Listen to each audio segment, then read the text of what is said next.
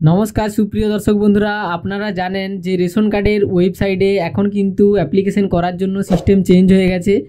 তো আপনারা যে কোনো কারো রেশন কার্ড কিছু অ্যাপ্লিকেশন করার আগে আপনারা কি করবেন এবং অ্যাপ্লিকেশন করার পর আপনারা স্ট্যাটাস কিভাবে চেক করবেন, চলুন এই ভিডিওর মাধ্যমে আপনাদেরকে আমি দেখিয়ে দিচ্ছি। তো বন্ধুরা, আমি গদা বাংলায় ভিডিও বানাই, আপনাদের এটা নতুন চ্যানেল। অবশ্যই যদি ভালো লেগে থাকে নতুন বন্ধুরা চ্যানেলটিকে অবশ্যই সাবস্ক্রাইব করে রাখবেন।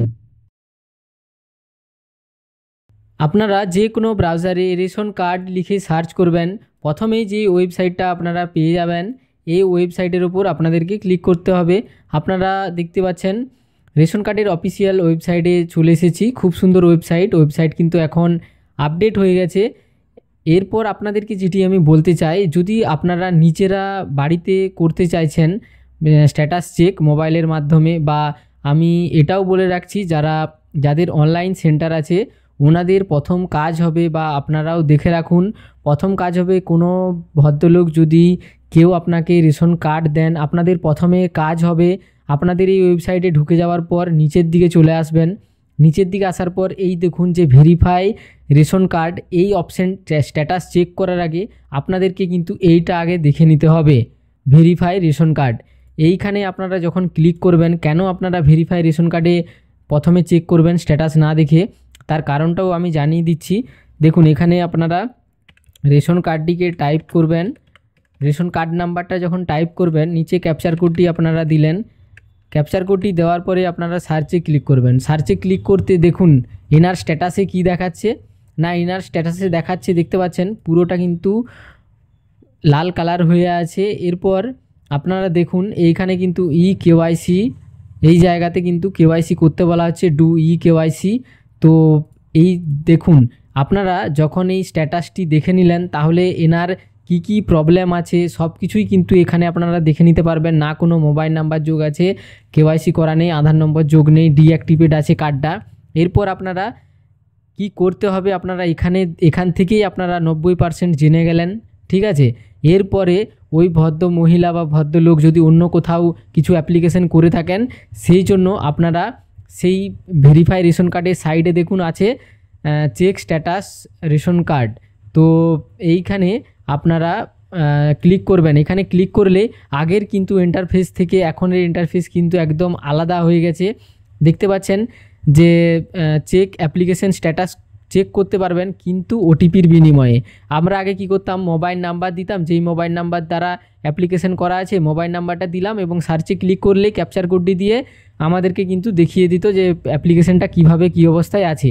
তো এখানে আমি যেহেতু এখন যে কোনো অ্যাপ্লিকেশন আধারে মোবাইল নম্বর যুক্ত থাকতে হবে, সেই জন্য আমি আধার নম্বর দিয়েই এনার দেখিয়ে দিচ্ছি, এটাই আমার সুবিধে হচ্ছে। তো এখানে আমি আধার নম্বরটা টাইপ করব এবং এখানে টিক মার্কটি দেওয়ার পরে আমি এখানে সার্চে ক্লিক করব। এখানে সার্চে যখন ক্লিক করব দেখুন একটি ওই আধারে মোবাইল নাম্বারে কিন্তু একটি ওটিপি চলে এসেছে। ওই ওটিপিটা আমি এন্টার করে এখানে সাবমিট ওটিপিতে ক্লিক করব। দেখুন সাবমিট ওটিপিতে ক্লিক করলেই আপনাদের ইন্টারনেটের নেটওয়ার্কের উপর নির্ভর করবে, তো আপনারা একটু অপেক্ষা করে যাবেন।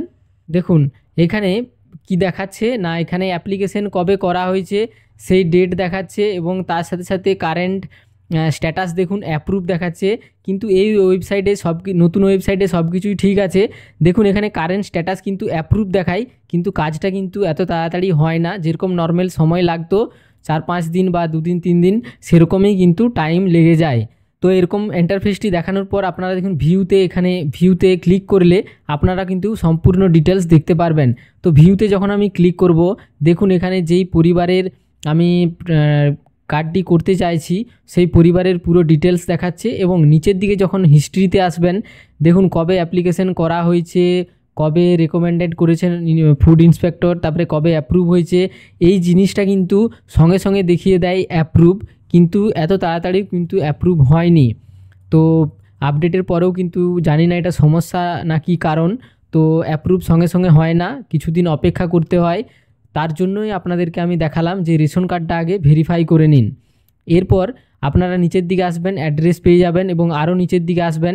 এখানে আমি একজনের ট্রান্সফার করেছিলাম, এখানে যেই ফুড মানে যেই রেশন দোকানে আমি ট্রান্সফার করেছিলাম সেই রেশন দোকানের এখানে ডিটেলস দেখাচ্ছে এবং পুরনো যে রেশন দোকান সেই রেশন দোকানির নাম সাথে সাথে ওনাদের কিন্তু কোড নাম্বারও দেখাচ্ছেন।